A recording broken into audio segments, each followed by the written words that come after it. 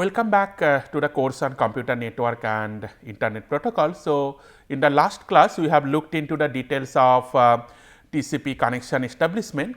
Now, in this particular class we will look into the further details of TCP, the flow control algorithm which is used by TCP to manage the rates of sender rates at sender side, and the different timers associated with this flow control algorithm and how you set a proper value for those timers. Well, starting with the flow control algorithm. So, TCP uses a sliding window based flow control algorithm with this go back N principle, go back N ARQ principle, where if there is a timeout, then you retransmit all the data which is there inside your sender window. So, the idea is something like this in a very simplified notion, that you say start with some sequence number 0. So, remember that 0 is not the initial sequence number, rather here just for explanation we are utilizing this sequence number as 0, but ideally it will start from the initial sequence number that has been established during the handshaking phase of the connection establishment. So, here the sequence number is like if it is sequence number. So, the initial sequence which is being established plus the sequence number that we are talking about here. So, just for simplicity of explanation, we are starting with sequence number 0. So, let us start with sequence number 0, and at this stage the application does a 2 KB write at the transport layer buffer.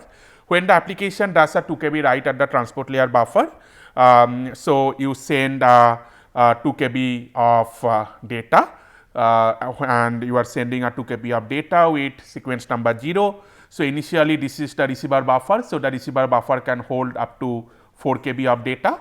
So, once you are getting that, so the receiver buffer it says you that well it has received 2 KB of data. So, it has only 2 KB of data which it can accept. So, it sends back with an acknowledgement number of 2048, 2 KB is equivalent to 2048 bytes. So, because we are using byte sequence number, so it sends an acknowledgement to it 2048 and the window size as 2048. So, it can hold 2 KB of more data. So, at this stage then again application does a 2 KB of write. So, when the application does a 2 KB of write, you are sending 2 KB of data, further data along with the sequence number starting from 2048. So, it is received by the receiver. So, once it is received by the receiver, so here because you have already sent 2 KB of data and the earlier advertised window size was 2048. So, the sender is blocked from this point, because the sender has already utilized the entire buffer space that the receiver can hold. The sender cannot send any more data. So, the sender is blocked at this stage. So, the receiver buffer becomes full after receiving this 2 KB of data. So, the receiver sends an acknowledgement saying that it has received up to 4096 bytes and the window size is 0. So, it is not able to receive any more data. So, the sender is blocked at this point. Now, at this stage the application reads 2 KB of data from the buffer. Once the application reads 2 KB of data from the buffer, so it has read this first 2 KB. So, again this first 2 KB becomes full. So, when the first 2 KB becomes full, the receiver sends again an acknowledgement that well the acknowledgement number was 4096, the one which was there earlier, but the window size now changes from 0 to 2048. So, it can get 2 KB of more data. So, once the sender receives that, sender comes out of the blocking stage, and once the sender is coming out of the blocking stage, so the sender may send up to 2 KB of more data. So, at this stage say the sender is sending 1 KB of data with sequence number 4096. So, that 1 KB is received by the receiver, it put it in the buffer, and it has 1 KB of free. So, if the receiver wants to send an acknowledgement, in that acknowledgement number it will use the acknowledgement number as 4096 plus 1024 that it has received, and the sequence number and this window size as 1 KB. So, window size at 1024. So, that acknowledgement it will send back to the sender. So, that way the entire procedure goes on, and whenever sender is sending some data, that at this stage the sender has sent some data of 2 KB of data, then in the sender buffer that 2 KB of data is still there until it receives an acknowledgement. If this acknowledgement is lost, then based on that go back N principle, it will retransmit this entire 2 KB of data which was there in the sender buffer. Okay. So, the algorithm is pretty simple considering this sliding window protocol with go back in principle, but there are certain tricks in it. Let us look into those tricks. First of all, consider an application called Telnet. I am not sure how many of you have used Telnet. So, Telnet is a application to make a remote connection to a server. So, with this Telnet application you can make a remote connection to a server and then execute the commands on top of that. So, whenever you are making this remote connection to a server and executing the commands on that, so you have just written ls, the Linux command ls, to listing all the directories which are there in the current folder. So, that ls command need to be sent to the server side over the network, because that is a remote connection using Telnet that you have done. So, this Telnet connection, it reacts on every such keystroke. In the worst case, that it may happen that whenever a character arrives at the sending TCP entity, TCP it creates a 21 byte of TCP segment, where 20 byte is there in the header and 1 byte of data. TCP segment header is 20 byte of long, but Telnet is sending the data to the server byte by byte. So, Telnet application at the client side, it has just received 1 byte of data, and that 1 byte of data it is trying to send with the help of a TCP segment. So, in that TCP segment, what will happen, that the TCP segment size will contain 20 byte of the header and only 1 byte of data. So, you can just think of that what is the amount of overhead you have. So, with a 21 byte of packet or rather 21 byte of segment, you are sending only 1 byte of data, and for this segment another ACK and window update is sent when the application reads that 1 byte. So, the application reads that 1 byte and the application sends back an acknowledgement. So, this results in a huge wastage of bandwidth. Just you are not sending any important data to the server side, rather you are sending very small amount of data and a huge amount of resources utilized just because of the headers. So, to solve this problem, we used a concept called delayed acknowledgement.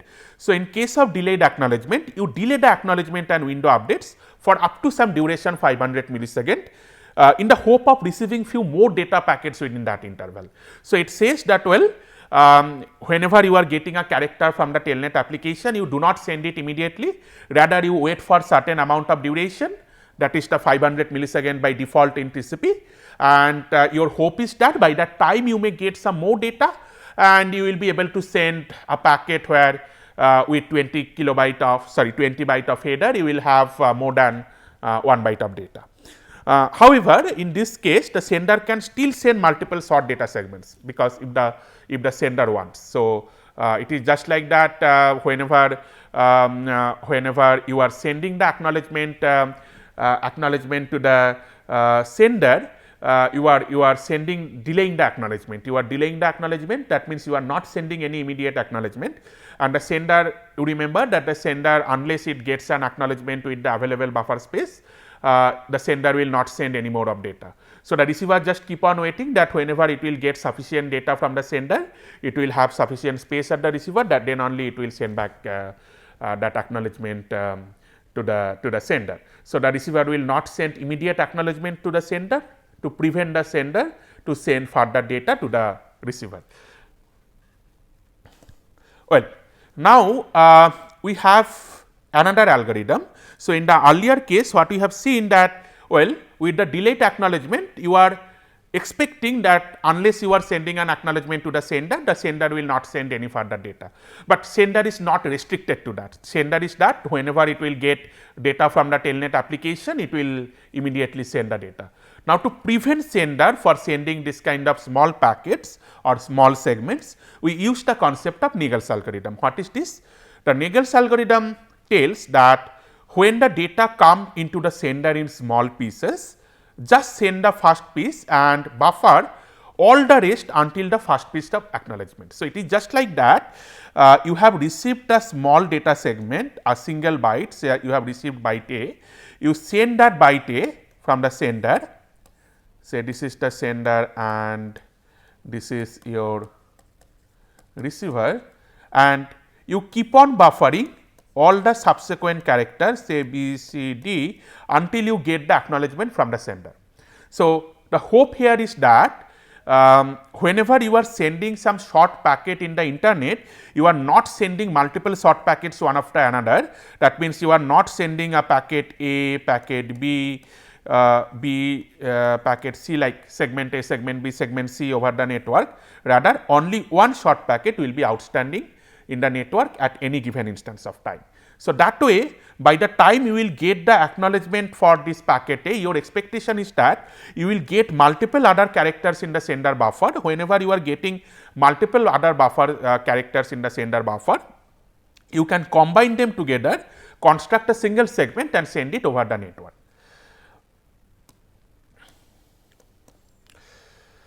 The question comes here that do we want to use Nagle's algorithm all the time, because Nagle's algorithm intentionally increasing the delay in transfer. So, if you are just using Telnet's application and applying Nagle's algorithm, your response time for the application will be slow, because although you are typing something, that TCP is preventing that single byte to reach at the server side unless it is getting an acknowledgement for the previous short packet.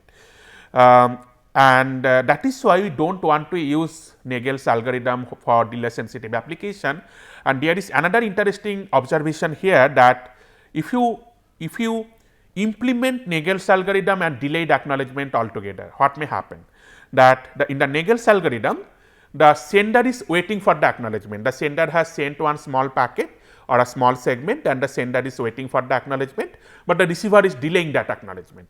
Now, if the receiver is delaying the acknowledgement and the sender is waiting for that acknowledgement, so the sender may go to starvation and you may have a significant amount of or considerable amount of delay in getting the response from the application. So, that is why if you are implementing Nagle's algorithm and delayed acknowledgement altogether, it may result in a scenario where you may experience slow response time from the application because of the starvation.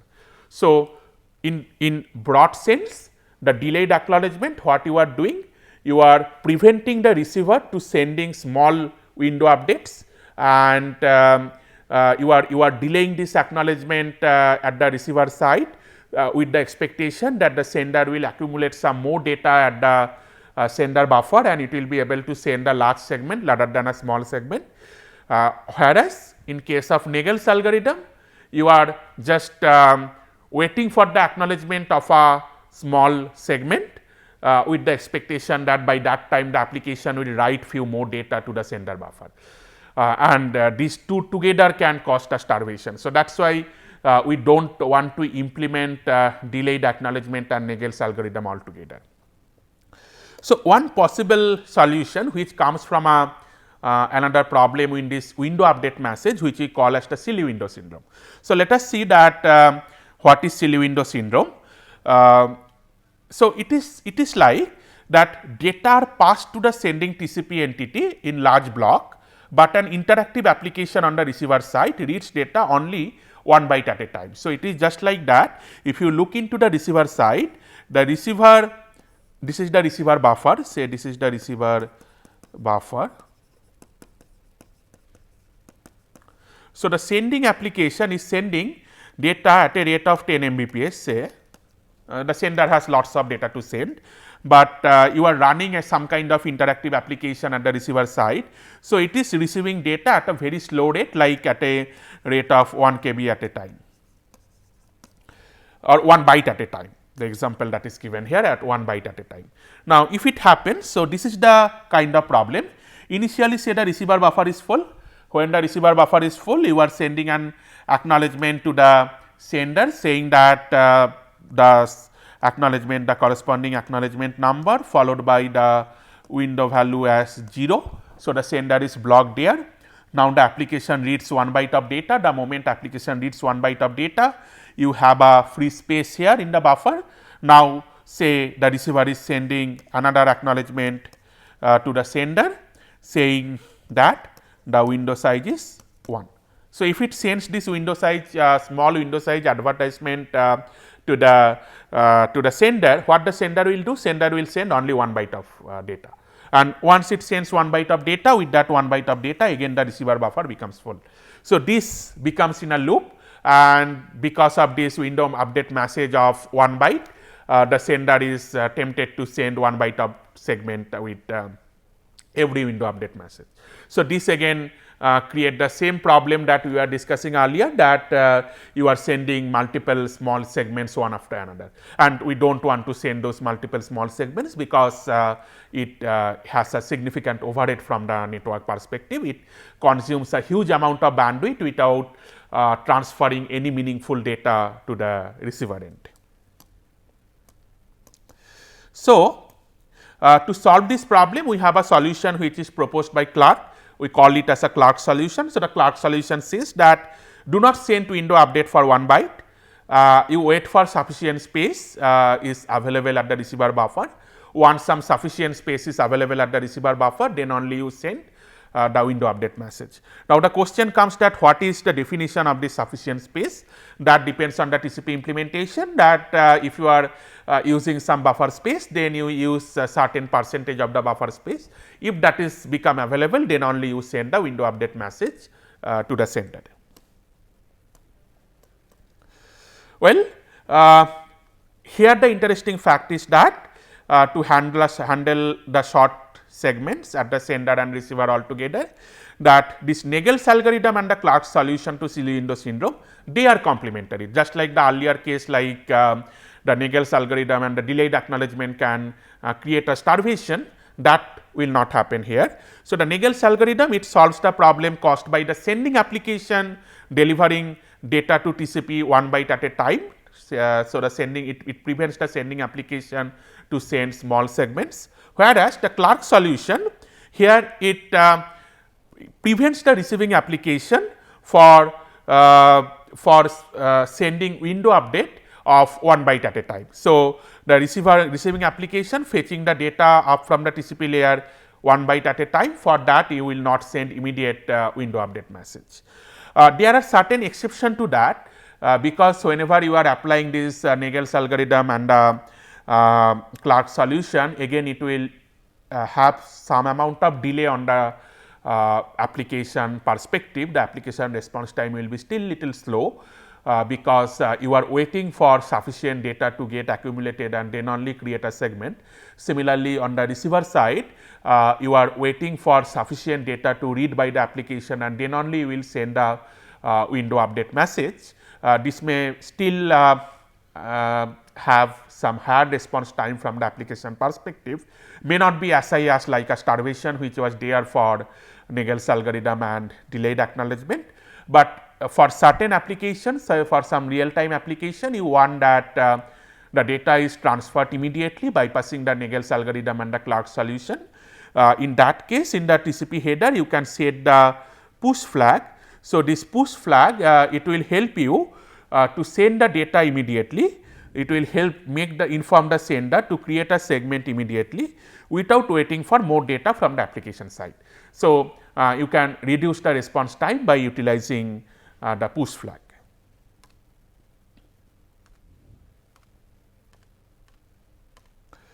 Well, now the second thing is that handling out of order segments in TCP.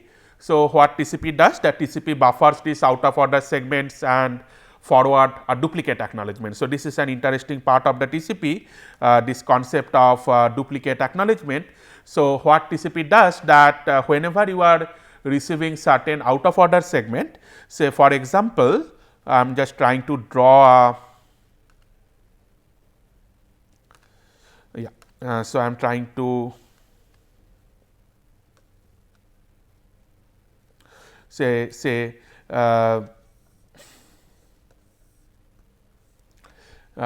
this is the receiver buffer. In the receiver buffer, you have received up to say this segment, and the receiver is say this is say 1024. It has received up to 1023 and it is expecting from 1024, and you have received a segment from say 2048 to something else.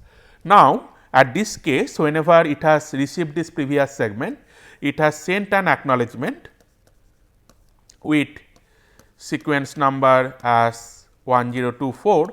That means, the receiver is expecting and segment starting from byte 1024, but it has received this out of order segment. So, it will put the out of order segment in the buffer, but it will again send an acknowledgement with this same sequence number, that it is still expecting sequence number 1024. So, this acknowledgement we call it as a duplicate acknowledgement. So, this called a duplicate acknowledgement, or in short from DUPAC. So, this DUPAC will inform the sender application that it has this particular receiver has not received the byte starting from 1024, but it has received certain other bytes after that. So, this has an important consequence in the design of TCP congestion control algorithm.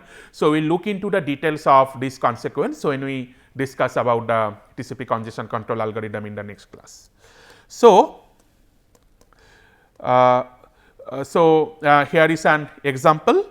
Say the receiver has received the bytes 0, 1, 2 and it has not received the bytes 3, and then it has received bytes 4, 5, 6, 7. So, TCP sends a cumulative acknowledgement to it, acknowledgement number 2, which acknowledges everything up to byte 2. So, once this 4 is received, a duplicate ACK with acknowledgement number 3, that is the next expected byte, it is forwarded. This triggers a congestion control algorithm, which we will look into the details in the next class. After timeout, the sender retransmits byte 3. So, whenever the sender is retransmitting byte 3, so you have received byte 3 here. So, the moment you have received byte 3 here, you have basically received all the bytes up to byte 7.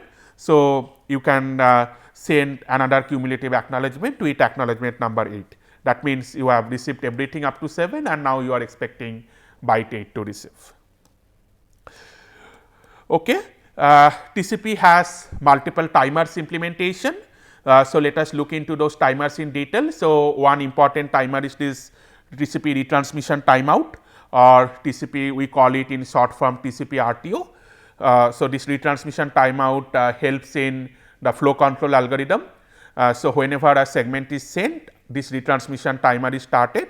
If the segment is acknowledged, so if the segment is acknowledged before the timer expires, the timer is stopped, and if the timer expires before the acknowledgement comes, the segment is retransmitted. So, once you have transmitted a segment from the sender side, you start a timer. Say within this timeout, if you receive the acknowledgement, then you restart the timer. Otherwise, once timeout occurs, then you retransmit this segment. So, timeout occurs means something bad has happened in the network, and simultaneously it also triggers the congestion control algorithm that we will discuss during the discussion of the congestion control algorithm, but it also retransmit the lost segment. So, if it does not receive the acknowledgement within the timeout, it assumes that the segment has lost. Now, the question comes that what can be an ideal value for this retransmit timeout. So, how will you set this retransmit timeout? So, one possible solution is that you estimate the round trip time, because you have sent a segment and you are waiting for the corresponding acknowledgement. So, ideally if everything is good in the network, then this segment transmission and the acknowledgement transmission, it will take one round trip time. So, within one round trip time, it is expected to get everything, but because of the network delay and something, you can think of that I will set up the retransmission timeout to some positive multiples of RTT, some n class RTT, where n can be 2, 3, something like that, based on your design choice. But then the question comes that how will you make an estimation of RTT, because your network is really dynamic, and this RTT estimation is difficult for transport layer. So, let us see that why it is difficult for transport layer. So, if we make a plot something like this, so we are trying to plot the RTT, the round trip time at the data link layer at the transport layer. So, the difference is that in case of data link layer, you have two different nodes which are directly connected via link. So, if these two different nodes are directly connected via link, so how much time it will take to send the message and get back the reply. But in case of your network layer, in between the two nodes, you have this entire internet and then another node, and then you are trying to estimate that if you are sending a message to this end host and receiving back a reply, what is the average round trip time it is taking. Now, if we just plot this round trip time, the distribution of this round trip time, you will see that the variation is not very high whenever you are at the data link layer, because it is just a single link, and in that single link this dynamicity is very less. Because the dynamicity is very less for a single link, you can make a good estimation. If you take the average, that average will give you a good estimation of that round trip time. But that is not true for the transport layer. In case of transport layer, because there are lots of variability in between this intermediate network between the sender and the receiver, so your round trip time varies significantly. So, the variance in round trip time, it is very high. So, if you just take an average, the average will never give you a right estimation. It may happen that well the actual value falls somewhere here, and there is a significant deviation from the average, and if you set retransmission timeout by considering that RTT estimation, you will get some spurious RTOs. So, the solution here is that you use a dynamic algorithm that constantly adapts the timeout interval based on some continuous measurement of network performance. So, how will you do that?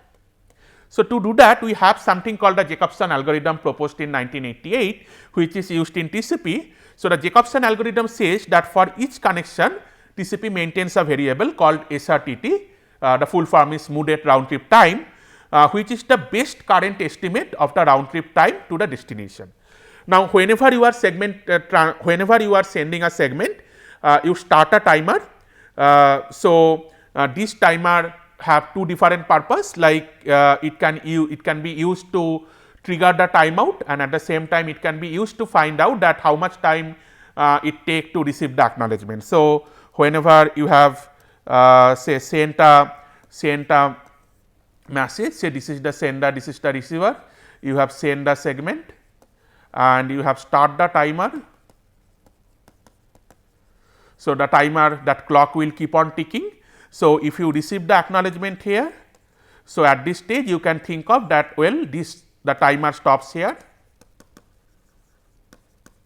and this difference will give you an estimation of round trip time. But if you do not receive this acknowledgement, then after some timeout, this timer expires, say here, and once the timer expires, you retransmit the segment. So, it can be used for two different purposes, the same timer. So, you measure that time if you receive back an acknowledgement, and you update the SRTT as follows. So, SRTT would be some alpha times the previous estimation of SRTT plus 1 minus alpha of this measured value R. So, this algorithm, this mechanism we call as exponentially weighted moving average or EWMA. Now, alpha is a moving factor that determines that how quickly the old values are forgotten, like what weight you are going to give in the old values. Typically, in case of TCP, Jacobson set this alpha to a value of 7/8.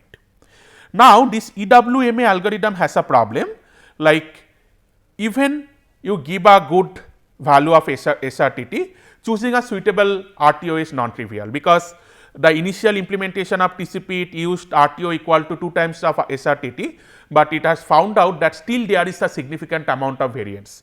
Say from the practical experience, people have seen that a constant value, this constant value of RTO, it is very inflexible, because it failed to respond when the variance went up. So, if your RTT has measured RTT has too much deviation from the estimated RTT, then you will get the spurious RTO. So, in case your RTT fluctuation is high, you may lead to a problem. So, it happens normally at high load. So, when your network load is very high, your RTT fluctuation will become high.